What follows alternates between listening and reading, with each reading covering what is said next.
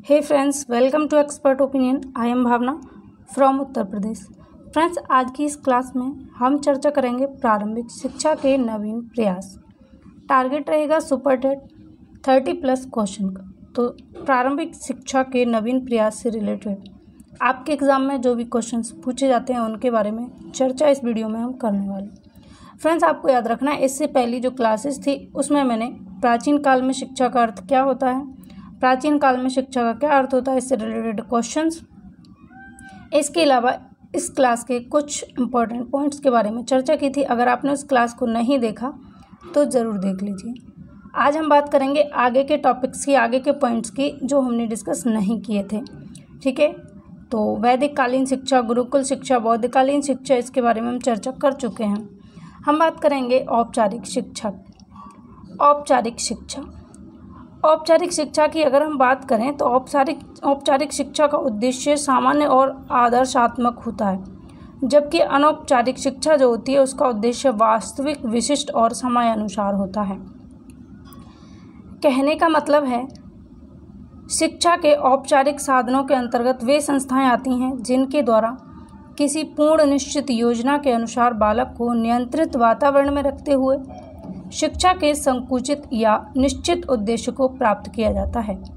Means स्कूली शिक्षा, विद्यालय में एक क्लास होती है, उसके अंदर आपको शिक्षा दी जाती है, निर्धारित होता है पहले से पाठ्यक्रम आपका, यानी संकुचित शिक्षा जो होगी, जो किसी उद्देश्य को लेकर दी जाएगी, वो होगी औपचारिक शिक्षा। शिक्षा के औपचारिक साधनों का संपूर्ण वातावरण नियंत्रित होता है, इसके कार्य करने का स्थान और समय भी निश्चित होता है। जैसे विद्यालय में आज कौन सा टॉपिक डिस्कस करना है ये निश्चित होगा, इसके अलावा टाइम भी निश्चित होगा कि इतने से इतने टाइम में साइंस की क्लास चलेगी, इतने से इतने टाइम में हिंदी की क्लास चलेगी। तो ऐसी शिक्षा जिसका समय निर्धारित होता है, जिसका पहले से पाठ्यक्रम निर्धारित होता है, उसको हम औपचारिक शिक्षा के अंतर्गत रखेंगे। ठीक है, हम बात करें अनौपचारिक शिक्षा की, तो अनौपचारिक शिक्षा व्यक्ति में कुछ क्षमताएं जन्मजात होती हैं और उसके भौतिक एवं सामाजिक वातावरण के प्रति अपनी प्रतिक्रिया व्यक्त करती रहती हैं। ये ही क्षमताएं बालक के व्यक्तित्व पर बालकों को क्रिया करने का स्वतंत्र वातावरण प्राप्त करती हैं और संस्थाएं उसके व्यवहार को परिमार्जित करके उसे आगे बढ़ने के अवसर प्रदान करती हैं। हम कहें अनौपचारिक शिक्षा की तो ये मुक्त शिक्षा व्यवस्था होती है, इसमें बच्चा कहीं भी और किसी से भी सीख सकता है। इससे ये निष्कर्ष निकलता है कि औपचारिक शिक्षा पहले से निर्धारित समय होगा, स्थान होगा, वहाँ होगी। इसके अलावा अनौपचारिक शिक्षा में पहले से निर्धारण नहीं किया जाता। अनौपचारिक शिक्षा वर्तमान पर अधिक बल देती है, प्रेजेंट पर, याद रखिएगा। आगे बढ़ते हैं हम नेक्स्ट पॉइंट पर। लॉर्ड मैकाले बहुत इंपॉर्टेंट हैं, आपके एग्ज़ाम में यहाँ से क्वेश्चन पूछे जाते हैं और इनसे रिलेटेड जो क्वेश्चन आपके एग्ज़ाम में बनेगा उसके बारे में भी हम चर्चा करने वाले हैं, लॉर्ड मैकाले से रिलेटेड। इसके अलावा हम वुंट की भी बात करेंगे। लॉर्ड मैकाले ने निस्यंदन सिद्धांत का प्रतिपादन किया। आपने सुना होगा निस्यंदन सिद्धांत, किसने दिया? लॉर्ड मैकाले ने। इस सिद्धांत के अंतर्गत लॉर्ड मैकाले ने कहा कि जन समूह में शिक्षा जो होगी वो उच्च वर्ग में दी जाएगी और उच्च वर्ग से छन छन कर निम्न वर्ग तक पहुंचेगी। इसीलिए इस सिद्धांत का नाम निस्यंदन सिद्धांत रखा गया, यानी कि बूंद बूंद करके लाभदायक शिक्षा नीचे की ओर बहे, जिससे कि कुछ समय में चौड़ी व विशाल धारा में बदल सके। ये बात किसने कही? लॉर्ड मैकाले ने। मतलब कि जो उच्च वर्ग होगा उसको शिक्षा दी जाएगी और उनसे छन कर शिक्षा निम्न वर्ग में पहुंचेगी। निम्न वर्ग के लिए कोई शिक्षा की अलग से व्यवस्था नहीं की गई लॉर्ड मैकाले के निस्यंदन सिद्धांत में। तो लॉर्ड मैकाले ने निस्यंदन नहीं है, ये टाइपिंग मिस्टेक है, सुनने में प्रॉब्लम करता है ये, इसको मैं यहाँ लिखे देती हूँ, आप करेक्ट कर लेंगे। निस्यंदन, ठीक है, निस्यंदन सिद्धांत। ठीक, निस्यंदन सिद्धांत का प्रतिपादन किसने किया? लॉर्ड मैकाले ने किया। लॉर्ड मैकाले का कहना है कि जनसमूह में शिक्षा उच्च वर्ग में छनकर निम्न वर्ग तक पहुंच जाएगी। ये बात किसकी है? लॉर्ड मैकाले की, याद रखिएगा। लॉर्ड मैकाले ने अपना प्रतिवेदन कब प्रस्तुत किया था? 1835 में प्रस्तुत किया था। अब कुछ क्वेश्चंस के बारे में हम बात करेंगे, जैसे निस्यंदन सिद्धांत किसने दिया? आप इसका आंसर करेंगे, क्या होगा? क्लियर आंसर आपको पता है किसने दिया? लॉर्ड मैकाले ने।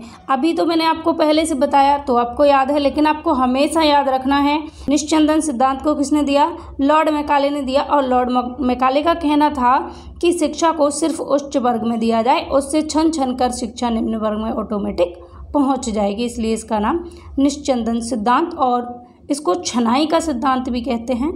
ये भी आपको याद रखना है अगर एग्जाम में बन जाता है। हम बात करेंगे वुड का घोषणा पत्र। वुड के घोषणा पत्र को शिक्षा मैग्ना कार्टा के नाम से भी जाना जाता है। ये इंपॉर्टेंट पॉइंट है, पूछ लिया जाता है। शिक्षा मैग्ना कार्टा के नाम से किसको जाना जाता है? तो वुड के घोषणा पत्र को जाना जाता है।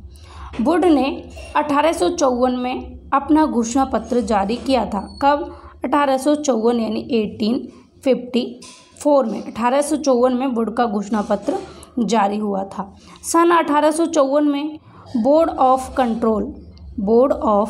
कंट्रोल के प्रधान के रूप में चार्ल्स बोर्ड ने भारतीयों की शैक्षिक आवश्यकताओं को दृष्टिगत रखकर शिक्षा नीति बनाई। भारतीयों की जो शैक्षिक आवश्यकताएं थीं उनको ध्यान में रखकर जो शिक्षा नीति बनी थी, इसलिए इसको शिक्षा मैग्ना कार्टा के नाम से जाना जाता है।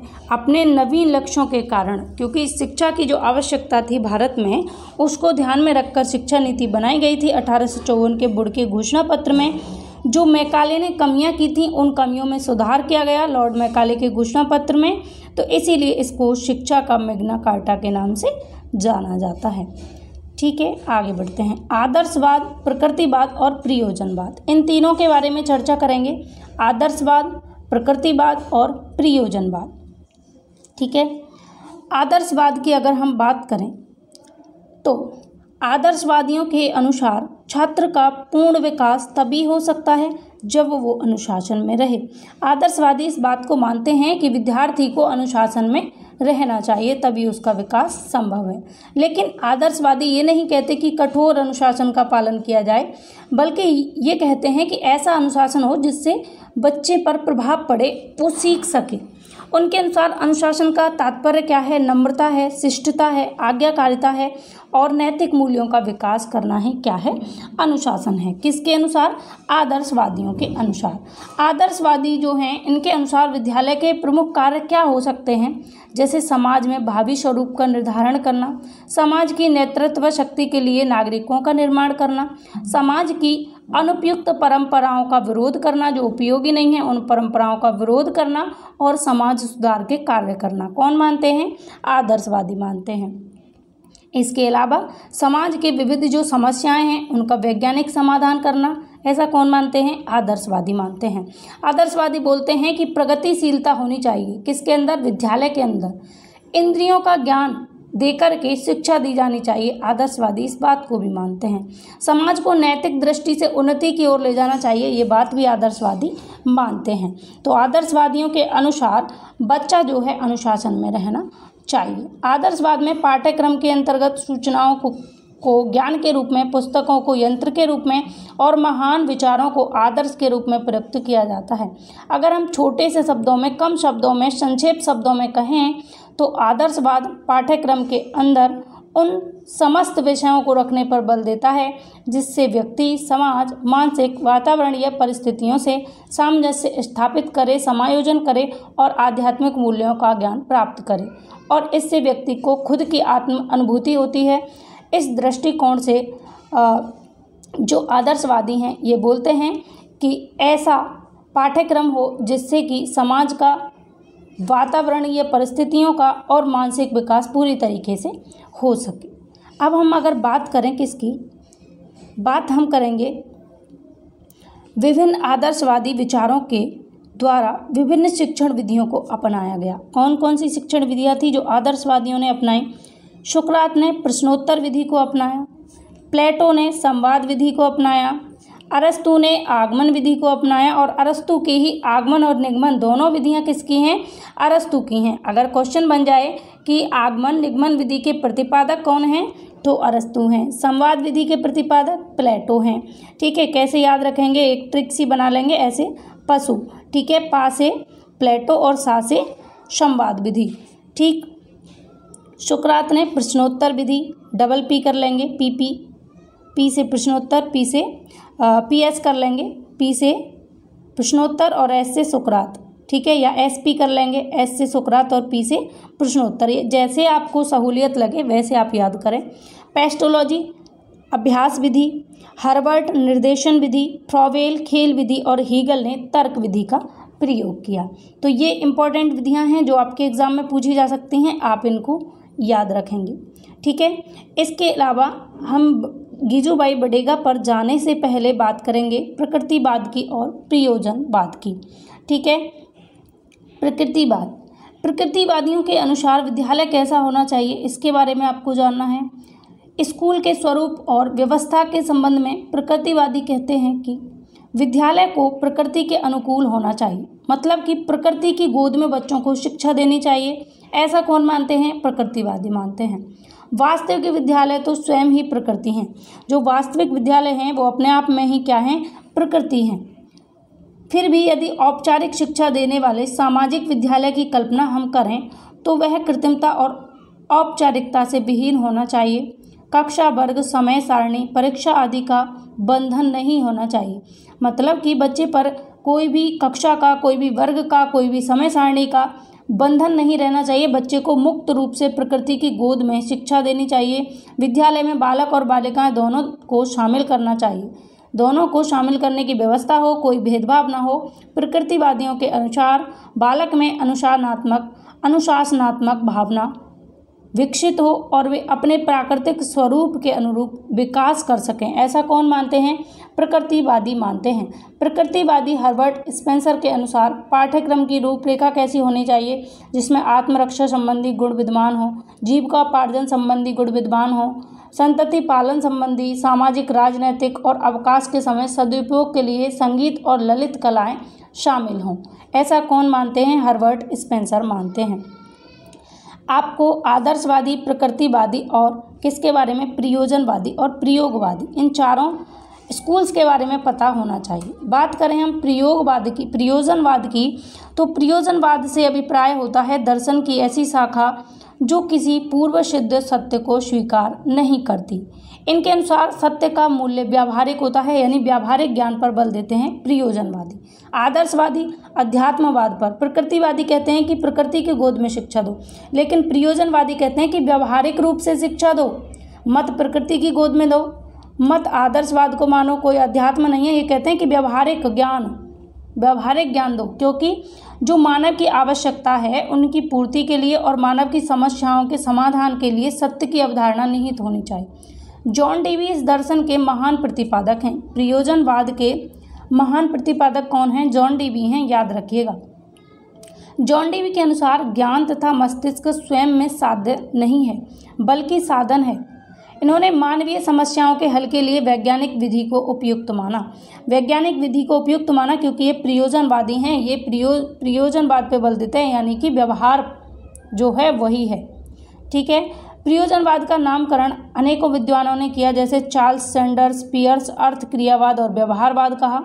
ठीक है, चार्ल्स सैंडर्स और पियर्स ने क्या कहा? प्रयोजनवाद को अर्थ क्रियावाद और व्यवहारवाद कहा। विलियम जेम्स ने क्या कहा? प्रयोजनवाद को अनुभववाद और फलवाद कहा। जॉन डेवी ने साधनवाद, करणवाद, पुनर्रचनावाद और प्रयोगवाद कहा। किसने? जॉन डेवी ने। इसके अलावा किलपैट्रिक ने इसे प्रयोजनवाद को प्रयोजनवाद ही कहा, याद रखिएगा। ठीक है, और प्रयोजनवाद अथवा व्यवहारिकवाद एक भौतिक दर्शन है। इसे आंग्ल भाषा में प्रेगमेशन कहा जाता है। यह शब्द ग्रीक भाषा के प्रेगमा और प्रेगमेटिक से निर्मित किया गया है। इसमें प्रेगमा का अर्थ होता है किया हुआ कार्य या व्यवसाय या प्रभावपूर्ण कार्य, और प्रेगमा कोज का अर्थ होता है प्रैक्टिकली, यानी प्रैक्टिबिलिटी अर्थात व्यावहारिकता। इसका तात्पर्य है कि समस्त विचारों, मूल्यों एवं निर्णयों का सत्य व्यावहारिक परिणामों से ही पाया जाता है। तो आपको याद रखना है, आदर्शवादी अध्यात्म की बात करेंगे कि बच्चा अनुशासन में रहना चाहिए। प्रकृतिवादी कहेंगे कि बच्चों को मुक्त प्रकृति की गोद में शिक्षा दो, कोई बंधन न रखो। प्रयोजनवादी कहते हैं कि बच्चों को व्यावहारिक ज्ञान दो। कैसा ज्ञान दो? व्यावहारिक ज्ञान दो, व्यवहार पे आधारित। ठीक, चलिए आगे बढ़ते हैं। हम बात करेंगे गीजूभाई बड़ेगा की। गीजूभाई बधेगा या गीजूभाई बड़ेगा, यहाँ से क्वेश्चन बन जाता है, इम्पोर्टेंट है, तो इनके बारे में हम चर्चा करेंगे। गीजूभाई का जन्म चित्तल महाराष्ट्र में हुआ 1885 में। शिक्षा से संबंधित इन्होंने कितनी पुस्तकें लिखी? 13 पुस्तकें लिखी। और मॉन्टेसरी और फ्रॉवेल से ये प्रभावित थे गीजूभाई बड़ेगा। इन्होंने अनेकों विधियों का अनुसरण किया, जैसे खेल विधि द्वारा सीखना, क्रिया द्वारा सीखना, कहानी एवं नाटकों द्वारा सीखना। गीजूभाई बड़ेगा ने इन निम्न विधियों पर प्रयोग किया। चित्तल महाराष्ट्र में जन्म हुआ 1885 में। शिक्षा से संबंधित 13 पुस्तकें लिखी। गीजूभाई का जन्म कहाँ पर हुआ? इस क्वेश्चन का आंसर फटाफट से करेंगे। चित्तल महाराष्ट्र, दिल्ली, कानपुर या जयपुर? तो अभी आपने जाना गीजूभाई बड़ेगा का जन्म चित्तल महाराष्ट्र में हुआ, तो ऑप्शन फर्स्ट करेक्ट है। आगे बढ़ें अगर नेक्स्ट क्वेश्चन पर, तो क्वेश्चन है गीजूभाई बड़ेगा का जन्म कौन से सन में हुआ था? 1883, 1884, 1885 या 1800? तो गीजूभाई बड़ेगा का जन्म कब हुआ? 1885 में गीजूभाई बड़ेगा का जन्म हुआ। ये आप पढ़ के आए हैं तो क्लियरली आपको आंसर पता ही है। गीजूभाई बड़ेगा ने शिक्षा संबंधी कुल कितनी पुस्तकें लिखी? इन क्वेश्चंस को इंक्लूड करने का एक ही रीज़न है कि मैं आपको ये बताना चाहती हूँ कि इस तरीके के क्वेश्चंस बनते हैं। ठीक है, इस तरीके से क्वेश्चन बनते हैं। गीजूभाई बड़ेगा ने शिक्षा संबंधी कुल कितनी पुस्तकें लिखी? 10, 13, 14 या 18? तो इसका करेक्ट आंसर है 13 पुस्तकें। गीजूभाई बड़ेगा ने शिक्षा से संबंधित 13 पुस्तकें लिखी। अब हम बात करेंगे किंडरगार्टन से तात्पर्य। किंडरगार्टन क्या है, इसके बारे में हम चर्चा करेंगे। ठीक, किंडरगार्टन पद्धति के जनक अगर आपसे पूछे जाएं तो फ्रॉबेल को माना जाता है। ठीक है, किसको माना जाता है? फ्रॉबेल को माना जाता है। किंडरगार्टन जर्मन भाषा का शब्द है जो 2 शब्दों से मिलकर बना है, किंडर अथवा किंडर अर्थात बालक और गार्डन अर्थात उद्यान। इस प्रकार किंडरगार्टन का अर्थ निकलता है बालक का उद्यान या बगीचा। इस प्रकार से फ्रॉबेल ने पौधे की तुलना बालक से और शिक्षक की तुलना माली से और विद्यालय की तुलना उद्यान से की है। ठीक है, आपको याद रखना है, ये पॉइंट आपको याद रखना है कि पौधे की तुलना बालक से, शिक्षक की तुलना माली से और विद्यालय की तुलना उद्यान से किसने की है? तो आपको याद रखना है किसने की है? फ्रॉबेल ने की है। फ्रॉबेल ने किंडरगार्टन पद्धति को जन्म दिया, जिसके अनुसार बच्चे को खेल खेल में सिखाना होता है। खेल के माध्यम से बच्चे को सिखाना होता है, क्योंकि इनके विद्यालय का नाम ही है किंडरगार्टन, यानी बच्चे का बगीचा या बच्चे का गार्डन। ठीक है, आपको याद रखना है कि शिक्षक विद्यालय है। जिस तरीके से माली के उद्यान में पौधे की देखभाल करके, माली जो होता है अपने उद्यान में पौधे की देखभाल करके उसकी स्वाभाविक वृद्धि में मदद करता है, उसी प्रकार शिक्षक विद्यालय में उपयुक्त वातावरण का निर्माण करता है और बालक के स्वाभाविक विकास में सहयोग देता है।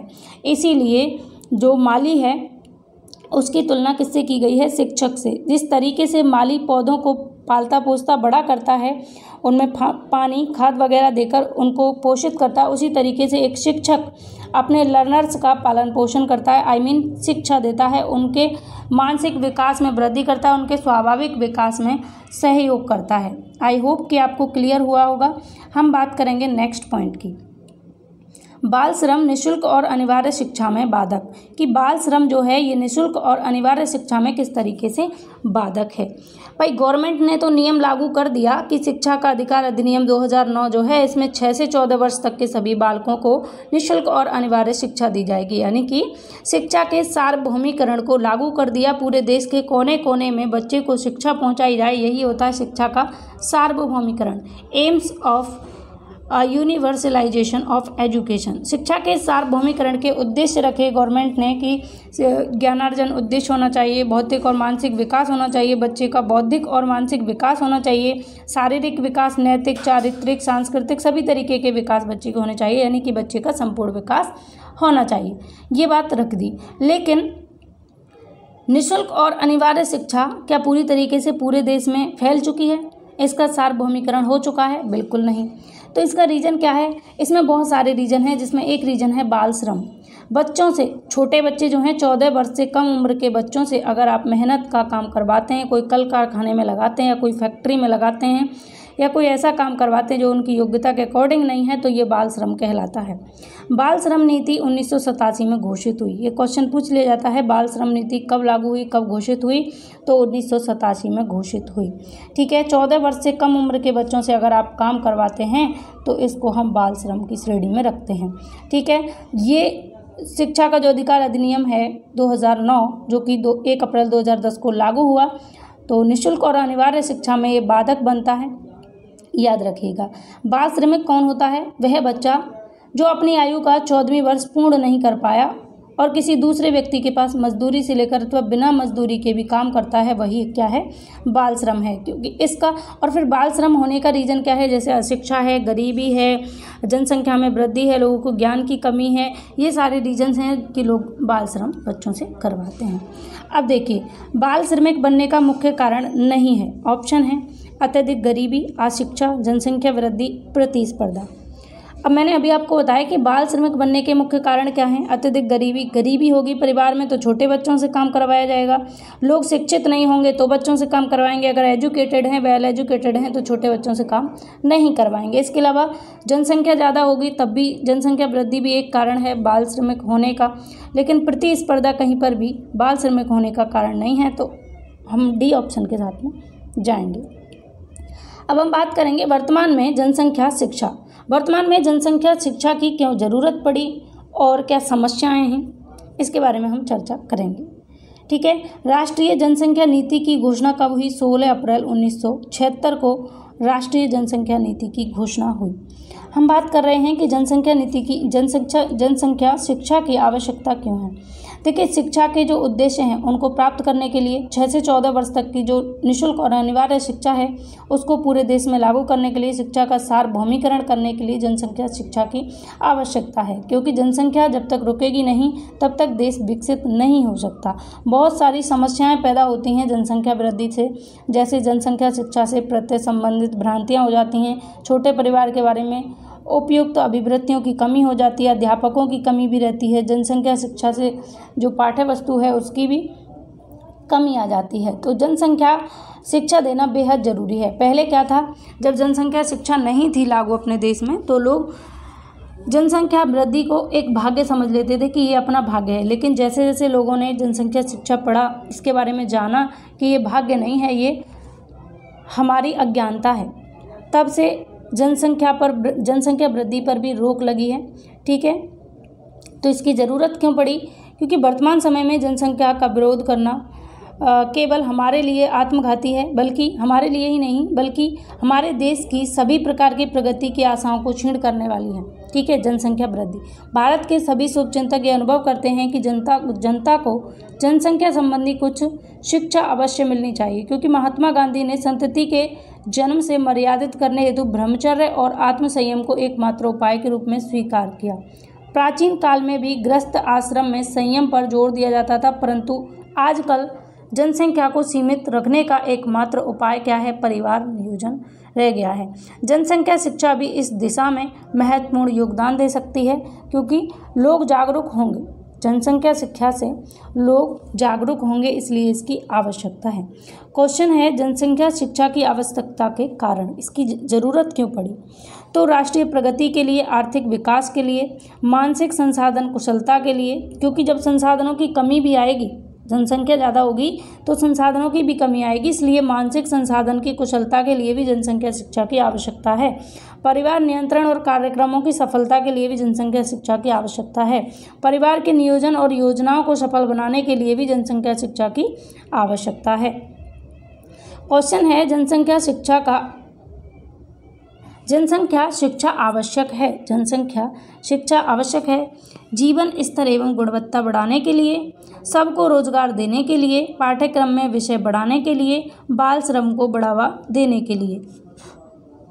तो इसका करेक्ट आंसर होगा ऑप्शन फर्स्ट, जीवन स्तर एवं गुणवत्ता बढ़ाने के लिए। जनसंख्या शिक्षा क्यों ज़रूरी है? जीवन स्तर को ऊंचा उठाने के लिए और गुणवत्ता जो है, उसकी क्वालिटी जो है उसको बढ़ाने के लिए, क्योंकि ज़्यादा जनसंख्या जब होती है तो जीवन स्तर निम्न होता चला जाता है, गिरता चला जाता है। तो उसके स्तर को हटाने के लिए उठाने के लिए हमें जनसंख्या शिक्षा की आवश्यकता है। इसके अलावा नेक्स्ट पॉइंट है राष्ट्रीय शिक्षा नीति 1986।